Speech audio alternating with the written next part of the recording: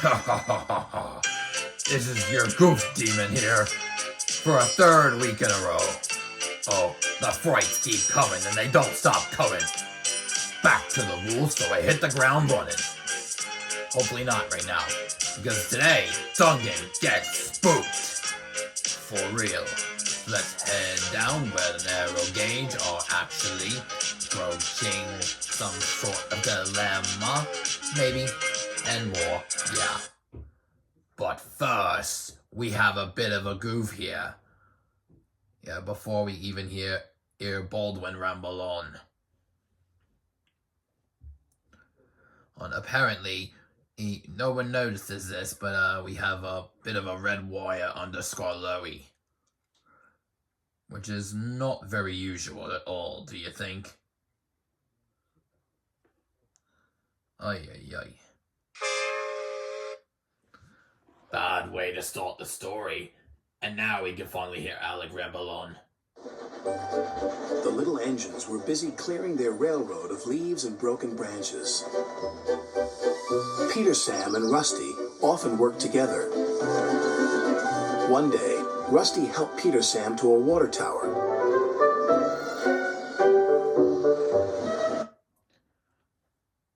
Weird when he says goodbye. And backing away, he's basically puffing like an engine. And in the UK dub with the late Michael Angelis, rest in peace, he actually deemed him an engine, not a diesel.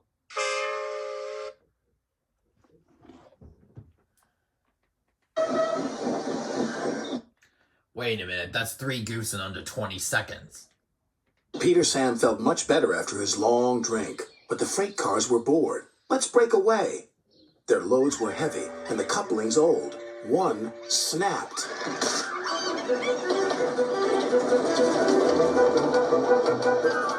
Faster, faster, shouted the freight cars. A sign read slow steep bends and ravine ahead, but the silly cars never saw it. Then it was too late. Now tell me how Newton's law actually doesn't apply to the things on Sodor. Because in this scene we know they're coupled up.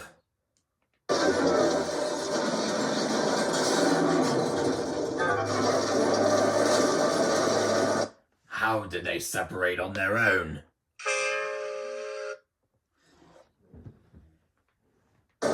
Peter Sam arrived at the scene of the disaster. His driver sighed. This was our fault. We didn't secure them properly. We'll have to get help to pull them out. Sir Topham Hatt will be very annoyed. And he was.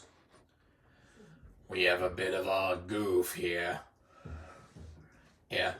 We saw the newer model of Rusty earlier, but now they're changing to Series 4.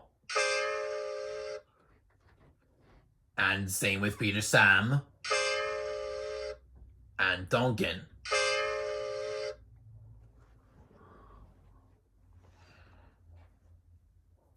By the way, Rusty's faceplate is crooked. You will work in the yards until I can trust you again. Duncan was delighted with Peter Sam's dilemma. True, his misery is Duncan's delightness. Fancy not securing your freight cars on a hill. And fancy that there's paint chips all over the workmen. And somebody's got black glue on their neck.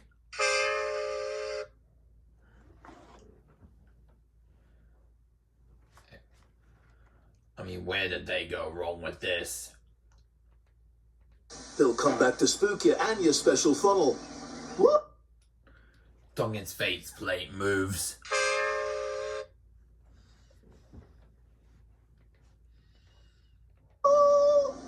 And who's to say you're not afraid of ghosts? Snapped Rusty. Ghosts? Things that go bump in the night? Rubbish! Well, I'll tell you a story that will make your funnel quiver, Rusty said. A long time ago. Actually, there's 2 more goofs. Peter Sam's faceplate moved. And so did Rusty's. Now to the story of the ghost train. A little engine was returning home. It was a misty, moonlit night.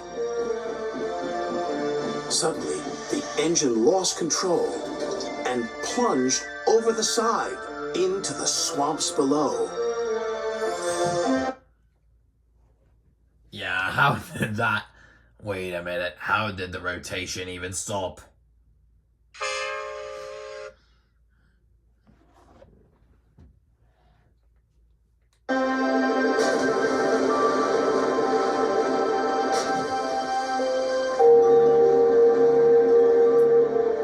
He was never found again.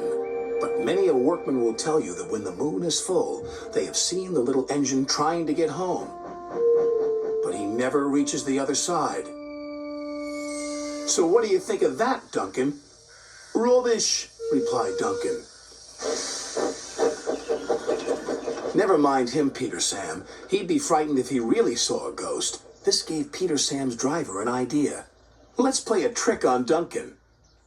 The next day The next day, the workman behind, in front of Peter Sam, is missing his legs.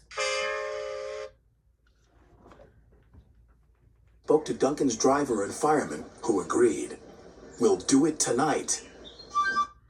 Hold on. Let's play a trick on Duncan.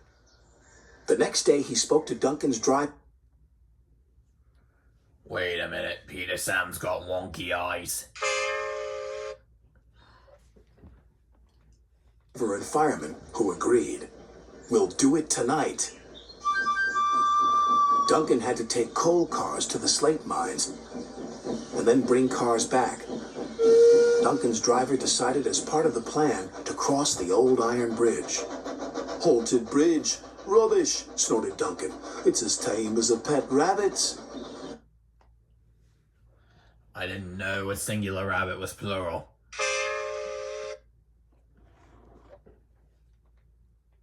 But all the same, he kept thinking about out jolting up and down.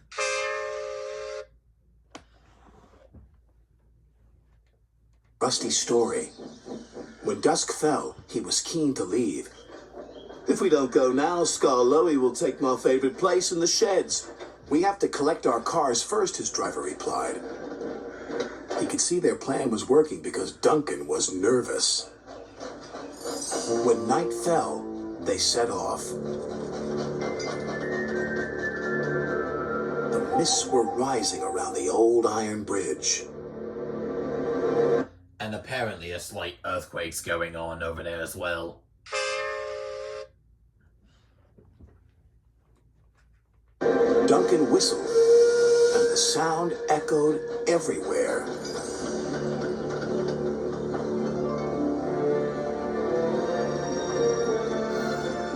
Then, ahead, he saw flickering lights. His driver knew they were only insects that shine brightly at night. But did he also know the end of the track is visible?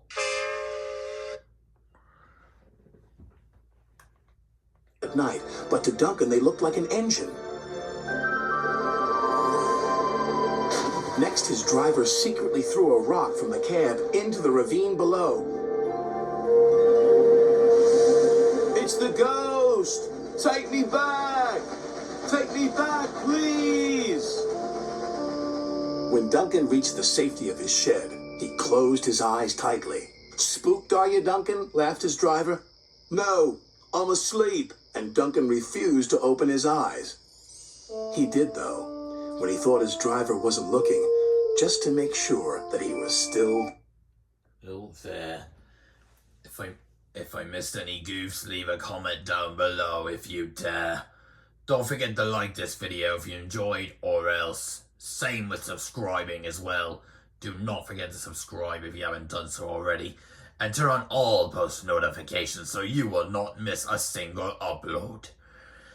Next week is the most frightening day of them all. Maybe the most frightening story of them yet. Who knows? All we know is see ya for a very, very, very scary next week. Bye-bye for now.